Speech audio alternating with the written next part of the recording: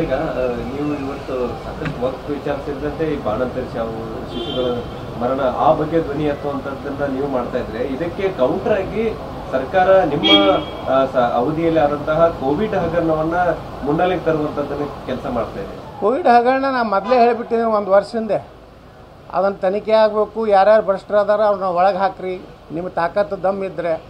ಬರೇ ಇದು ಬ್ಲ್ಯಾಕ್ ಮೇಲ್ ದಂಧ ಬೇಡ. ಸಿದ್ದರಾಮಯ್ಯನವ್ರ ಸರ್ಕಾರ 1.5 ವರ್ಷ ಏನು ಮಾಡ್ತು? ಯಾಕೆ ಕೋವಿಡ್ದ ತನಿಖೆ ಮಾಡಲಿಲ್ಲ? ಯಾಕೆ ಬಿ ಜೆ ಪಿ ಅವಧಿಯಲ್ಲಿ ಇದ್ದಂಥದ್ದು ಏನು ನೀವು ಹೇಳ್ತಾ ಇದ್ದಿರಲ್ಲ ಭ್ರಷ್ಟಾಚಾರ ಆಗಿದತ್ರಿ, ಅದನ್ನೆಲ್ಲ ಅವಾಗ ಯಾಕೆ ಕೊಡಲಿಲ್ಲ? ಮೊದಲೇ ಕ್ಯಾಬಿನೆಟ್ನಲ್ಲಿ ಯಾಕೆ ಅದನ್ನು ಎನ್ಕ್ವೈರಿಗೆ ಕಮಿಷನ್ ನೇಮಿಸಲಿಲ್ಲ? ಎಲ್ಲ ದೇಶದ ರಾಜಕಾರಣ ಬಿಟ್ಟರೆ ಇವೆಲ್ಲ ಇಟ್ಟು ದಿವಸನೂ ಅವ್ರವ್ರಿಗೆ ಏನೋ ಒಂದು ಹೊಂದಾಣಿಕೆ ಇತ್ತು. ಪಾಪ ಈಗ ಮೂಡ ಮತ್ತು ವಾಲ್ಮೀಕಿ ಈ ಎಲ್ಲ ಹಗರಣಗಳು ಸಿದ್ದರಾಮಯ್ಯನವ್ರ ಸರ್ಕಾರ ಹೊರಗೆ ಬಂದ ಮೇಲೆ ದೇಶ ರಾಜಕಾರಣ ಇದೆ ಹೊರತು ಇವರಿಗೆ ಅದನ್ನು ಪೂರ್ಣ ಪ್ರಮಾಣ ತನಿಖೆ ಮಾಡುವಂಥದ್ದು ಯೋಗ್ಯತೆಯೂ ಇಲ್ಲ. ಯಾಕಂದ್ರೆ ಅವರು ಅದರೊಳಗೂ ಅವ್ರು ಅದಾರೆ.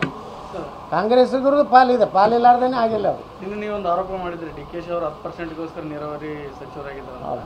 ಅವ್ರು ಏನಂತ ಹೇಳಿದರೆ, ಮೊದಲು ಅವರಲ್ಲಿರುವಂಥ ಆಂತರಿಕ ಬಿಕ್ಕಟ್ಟು ಅವ್ರದ್ದೇನು ಸೆಟಲ್ಮೆಂಟ್ ಮಾಡ್ಕೊಂಡು ಆಮೇಲೆ ನಮ್ಮ ಬಿಕ್ಕಟ್ಟುಗಳು ನಾವೆಲ್ಲ ನೋಡ್ಕೋತೀವಿ. ನೀವು ರಾಜ್ಯವನ್ನು ಲೂಟಿ ಮಾಡ್ಲಾಕತ್ತೀರಿ. ಉಪಮುಖ್ಯಮಂತ್ರಿ ನೀವು ನೋಡ್ರಿ, ಬೆಂಗಳೂರಿನಾಗ BBMPದು 1 ಸ್ಕ್ವೇರ್ ಫೀಟ್ ಮ್ಯಾಗ ಲಂಚ ತಿಲ್ಲಕತ್ತಾರೆ. ಬಹುಶಃ ಇಂಥ ನೀರಾವರಿ ಸಚಿವ, ಇಂಥ ನಗರಾಭಿವೃದ್ಧಿ ಸಚಿವರು ಈ ರಾಜ್ಯದಲ್ಲಿ ಕಂಡಿದ್ದಾರೆ. ಅಂಥ ಭ್ರಷ್ಟ ಒಬ್ಬ ಉಪಮುಖ್ಯಮಂತ್ರಿ ಮುಂದೆ ಮುಖ್ಯಮಂತ್ರಿ ಆದರೆ ಕರ್ನಾಟಕದ ಗತಿ ಏನು ಅಂತೇಳಿ ಆ ಭಗವಂತನಲ್ಲಿ ಕೇಳಬೇಕಾಗಿದೆ. ಮುಖ್ಯಮಂತ್ರಿ ಆಗ್ತಾರೆ, ಏನು ಮಾಡ್ತಾರೇನೋ ಗೊತ್ತಿಲ್ಲ. ನಾ ಏನು ಭವಿಷ್ಯ ಹೇಳೋದಿಲ್ಲ.